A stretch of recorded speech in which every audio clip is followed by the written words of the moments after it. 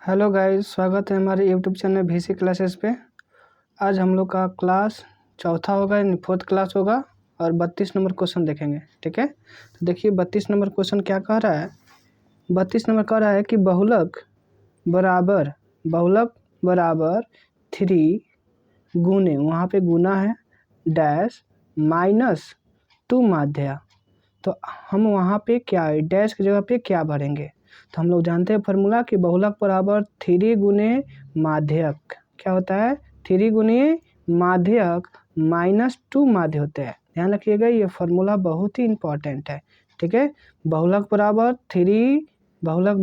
3 गुने माध्यक -2 माध्य होता है। फिर से याद रखिए, बहुलक बराबर 3 गुने माध्यक -2 माध्य होता है। ओके, चलिए अगला क्वेश्चन देखिए।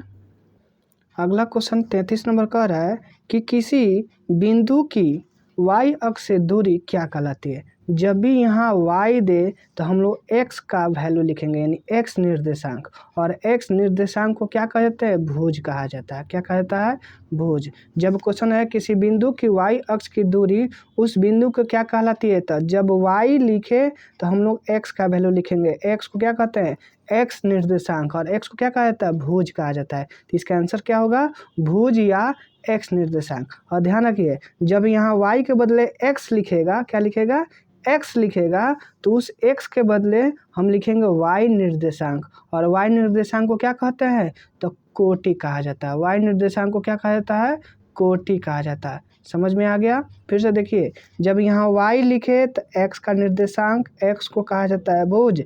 जब यहाँ x लिखे तो यहाँ y लिखेंगे, y के निर्देशांक को लिखेंगे, और y के निर्देशांक को क्या कहता है, कोटि कहा जाता है। समझ में आ गया। चलिए 34 नंबर क्वेश्चन देखिए।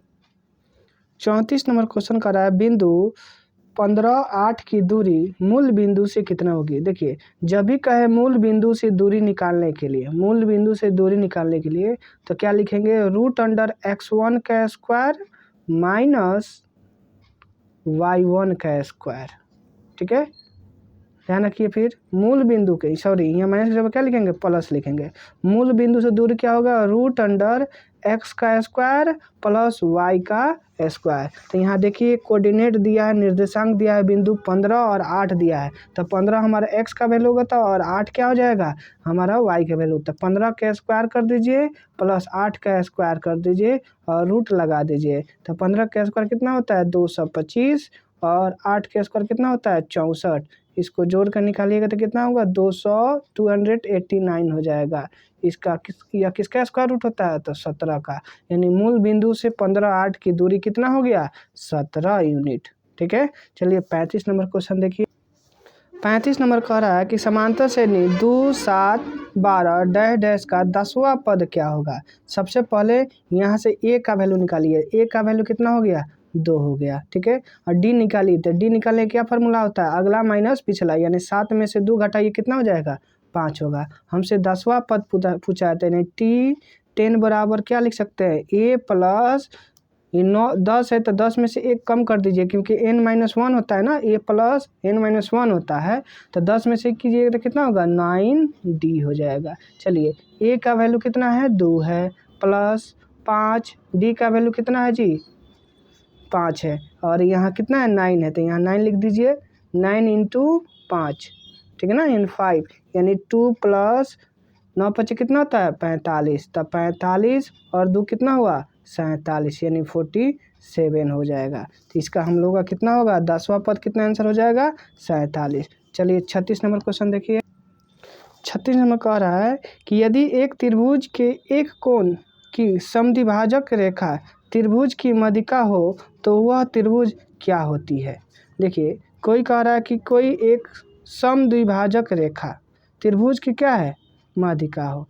जब कोई यह त्रिभुज है, इसे सम माने समान और द्वि माने दो, भाजक रेखा मतलब समान भुजाओं में जब समान कोणों में, यानी एक कोण को समान कोणों में जब बांट दे तो यह दोनों त्रिभुज आपस में क्या होगा, समद्विबाहु त्रिभुज होगा। तो यह दोनों कोण के वजह से यह दोनों त्रिभुज आपस में क्या हो गया, समद्विबाहु त्रिभुज हो गया। ठीक है, चलिए अगला क्वेश्चन देखिए।